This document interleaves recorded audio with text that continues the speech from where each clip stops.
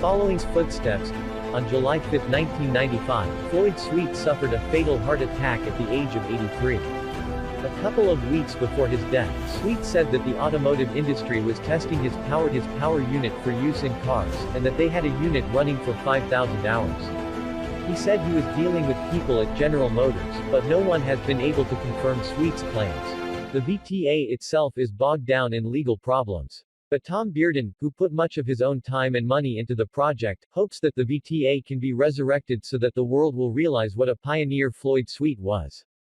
And despite the confusion surrounding Sweet's affairs at the time of his death, other researchers are continuing this line of research. Confusion and secrecy. The automotive industry may not have been the only potential investor that Sweet was dealing with.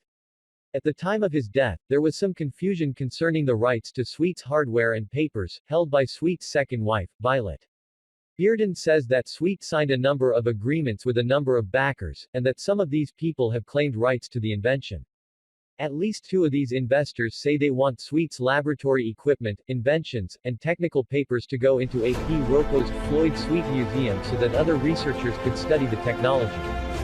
Walter Rosenthal is trying to help all parties work towards an agreement. Despite Bearden's urging, Sweet never had the VTA certified by independent testing. He feared that his life would be snuffed out immediately if he even attempted such a thing, Bearden says.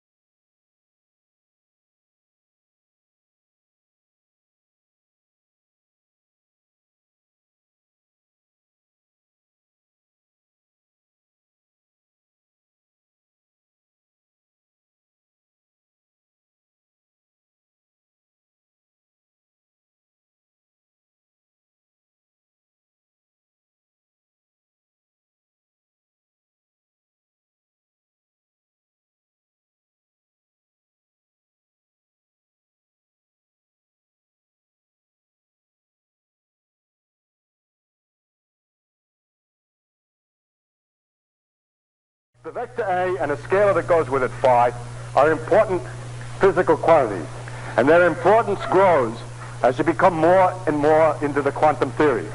The entire theory of quantum electrodynamics has the vector and scalar potentials as the fundamental laws, and the equations for those are the equations that replace the Maxwell equations, because the E and the B slowly disappear as the physics becomes more modern, and they're replaced by A and phi. Thank you.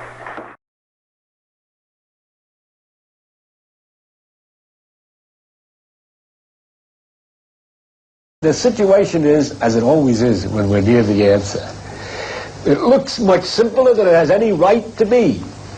And we have to understand that simplicity. And why we think it must be more complicated. Our minds are complicated somehow.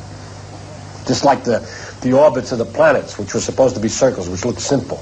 And they were experimentally, they weren't circles. So they made circles on circles on circles on circles. It got more and more complicated. Turned out it was really much simpler. It was a force inverse is the square of the distance, which made ellipses and so on, but a different way of formulating entirely, which was beautiful. So now we have our wheels within wheels. It looks simple. Nature is no doubt simpler than all our thoughts about it now.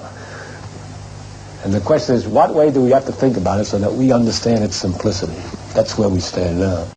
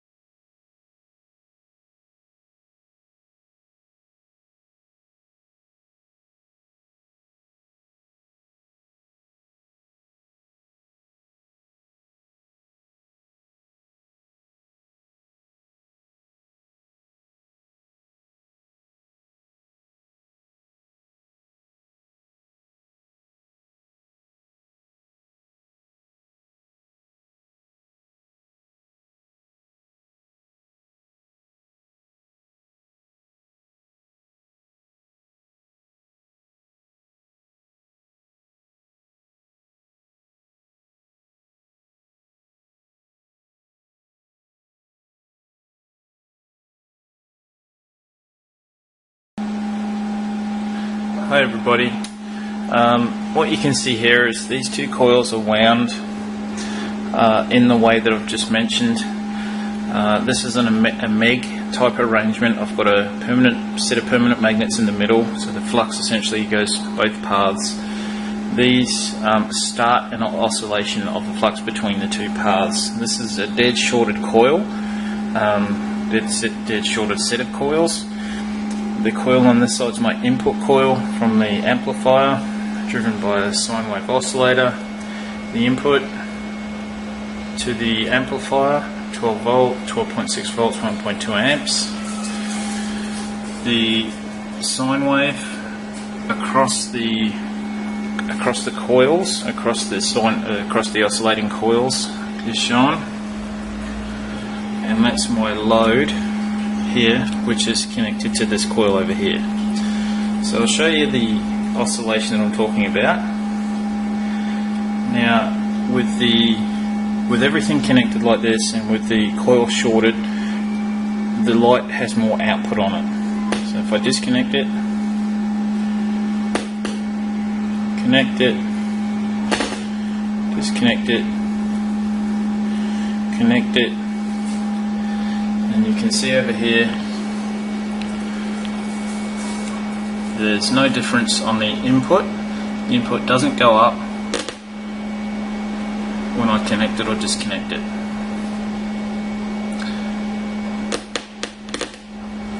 So connected, disconnected. Now it's a little bit like the flux gate magnetometer. It will, if the input, if you like, will oscillate just a little bit in between the connections and disconnections. So connected, disconnected. And I'll go back up. At the moment I would estimate the output on the light. Now this light is only a 12 volt 300 milliamp light, and as you can see it's not glowing at full brightness at the moment, but at the moment this device does prove a concept. It does prove that short-circuited coils can be wired and connected, wound, wired and connected, any configuration to assist in a self-oscillation. The oscillation is self-assisted by these two coils.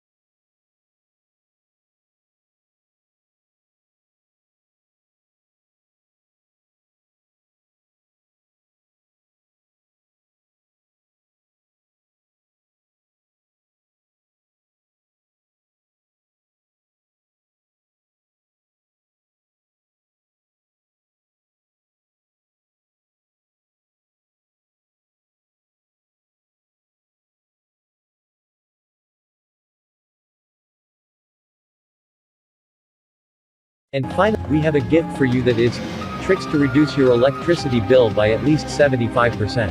And the way to complete energy independence, get rid of the monopoly of big energy. You will never have to pay for electricity. Method, amplify electricity to make output power greater than input power. See link in description. Thanks for watching.